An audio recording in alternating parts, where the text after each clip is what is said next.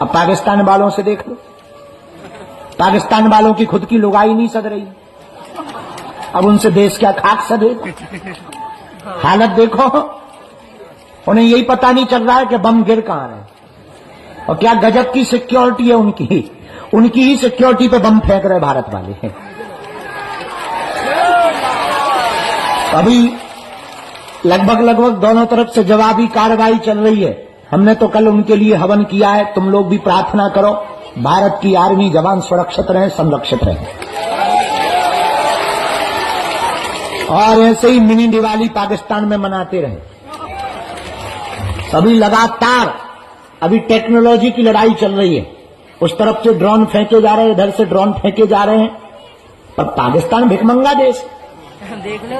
बल्कि उनके एक आर्मी ने कहा है कि हम टैंकर ले जाना चाहते हैं, तो दूसरा बोला कि डीजल ही नहीं, ले कहां से जाओ। हालत बहुत खराब है उनकी। अच्छा, अद्भुत बात यह, धन्य है भारत की आर्मी। अब वो भारत नहीं है कि तुम हमें आंख दिखाओ, अब ये भारत है, अगर तुम उंगली दिखाओगे हम घर में घुस के मारेंगे। मजा देखना भारतीय आर्मी का। I proud of you Indian army, कि हम 300 किलोमीटर भीतर घुसकर लाहौर में और कराची में घुस के मार रहे हैं।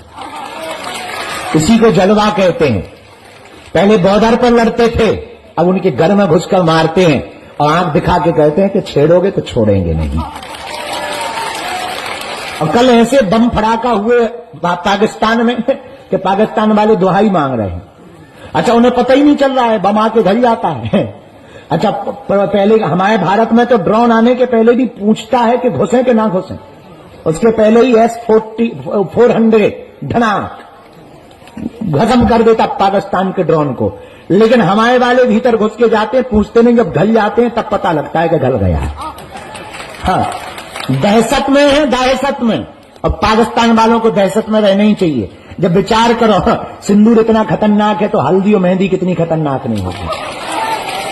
अच्छा, पाकिस्तान वालों को हम सूचना भी देना चाहते हैं कि बताओ, सिंदूर तो झांकी है, हल्दी मेहंदी बाकी है, अब बताओ हल्दी मेहंदी के बाद में फिर विदाई भी तो होती है।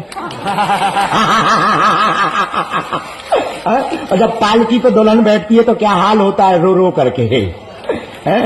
तो अपनी तैयारी बहुत अच्छे तरीके से पाकिस्तान को रखना चाहिए। लेकिन हर भारतीय से प्रार्थना है, आप अभी से ही तैयारी करके रखें। अगर युद्ध छिड़ता है, हमने तो तैयारी कर ली है कि हम तो भारतीय आर्मी के साथ बगल में खड़े होने को तैयार हैं। पर अगर युद्ध छिड़े तो तुम अपने बच्चों को भी तैयार रखना, तुम्हारे बेटा को भी तैयार रखना। और विवाहित माताओं से प्रार्थना है, अपने पतियों को तैयार रखना। सरहद पर जाना पड़े देश को बचाने के लिए तो बिना रोके टोके अपने बच्चों को या अपने पति को सरहद पर भेज देना। और हाँ, हम कह देते हैं कि हम पहले नंबर पर जाएंगे, ये पहले लिखें। अगर जरूरत पड़ी भारतीय आर्मी को तो हम पहले नंबर पर जाएंगे। ये बात बोलनी भी नहीं चाहिए, हम फिर से बोलेंगे। अपने 100-100, 500 रुपया तैयार रखना, जरूरत पड़ने पर भारतीय आर्मी के खाते में डालेंगे। क्योंकि ये लड़ाई केवल सैनिकों की नहीं है, ये लड़ाई देश की है। ये लड़ाई 140 करोड़ भारतीयों की है। वर्तमान में क्या हिंदू, क्या मुसलमान, क्या सिख, क्या ईसाई, सब भारतीय आर्मी के साथ हैं और रहना ही चाहिए। हम तो इतना और करेंगे प्रार्थना भारत सरकार से, भारत की आर्मी से। एक मिसाल, उनके घर पे भी भारत में दाग दो जो गद्दार है, जो देश के गद्दार हैं, जिन्हें पाकिस्तान से प्यार है। कुछ लोग बहुत पहले एक नारा दिया था, किसी ने स्टेटमेंट दिया था न्यूज में कि हमें भारत में डर लगता है। उसके कह दे, चल आजा आप कराची पहुंच जा, लाहौर पहुंच जा, ठटरी के बड़े गेट खुले हुए हैं, नक्कटा मुंह सर चन। हाँ, तो हम लोग आज 9 तारीख है, कल साधना संपन्न हुई। कल हमने हवन में प्रार्थना की है कि भारत की आर्मी सुरक्षित रहे, भारत के जवान सुरक्षित रहे, भारतीय सेना को बल मिले। ये बढ़ता हुआ भारत है, ये सैन्य संपन्न भारत है, शस्त्र संपन्न भारत है, ये सभी संसाधनों से युक्त भारत है। ये वर्तमान का भारत है, ये 2025 का भारत है। ये बिगड़ा हुआ भारत नहीं, बना हुआ भारत है। ये डरा हुआ भारत नहीं, आंख दिखाने वालों के घर में घुसकर मारने वाला भारत है। और आतंकवाद और अलगाववाद के खिलाफ अगर कोई जंग जीत सकता है तो केवल भारत जीत सकता है।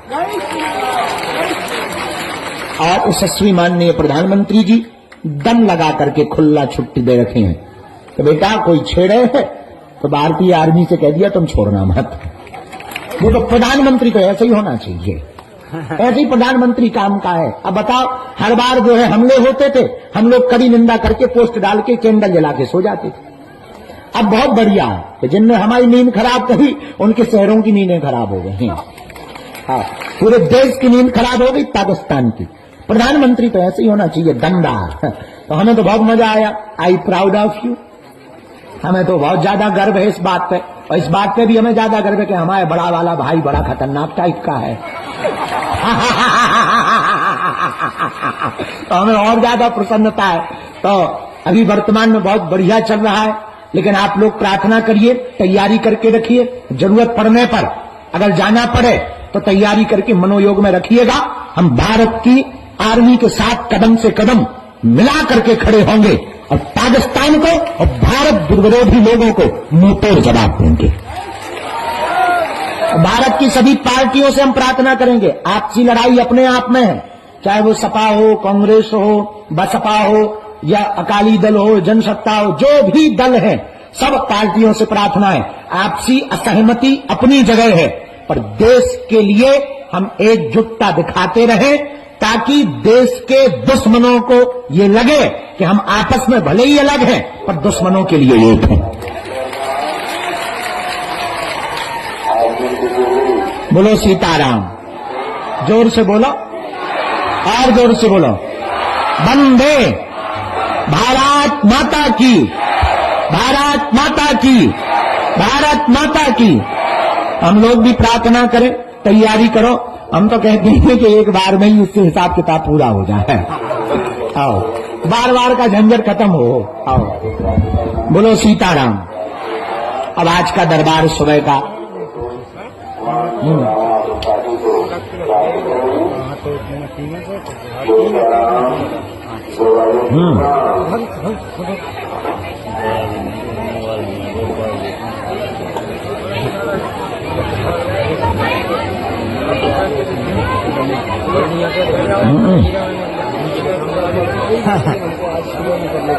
अरे कहाँ पे? बनारस में जाके सन्यासी बाबा प्रणाम करेगा, सेना पहुंचो। सीताराम कहो। तो कल रात को हमने कह दिया था कि हम सुबह आ जाएंगे। देखो वचन के बहुत पक्के आदमी टाइम के पक्के हैं, वचन के पक्के। तो आज का दरबार शुरू करते हैं। जिन लोगों के लिए गुरुजी आज्ञा देंगे, अर्जी के लिए, और आज आप सबकी कृपा से गुरु ठटरी के बड़े बैठ जा, मूसर चंदा न कटा तोरो कर्जा ले रखो का है, तो बैठ तो जा। आगे के लगे कहीं स्पेशल बन के आगे के लगे, रेलिंग पे चढ़ रहा हूं, मूसर चंद ठटरी के बड़े न कटा। ट्राली ना पलटा लगी हो तुम हो रहे तुम्हें ट्रैक्टर में लो बैठ हुए, ईजा चढ़ते छत पे ही पे चढ़ जाते हो, खंबा पे।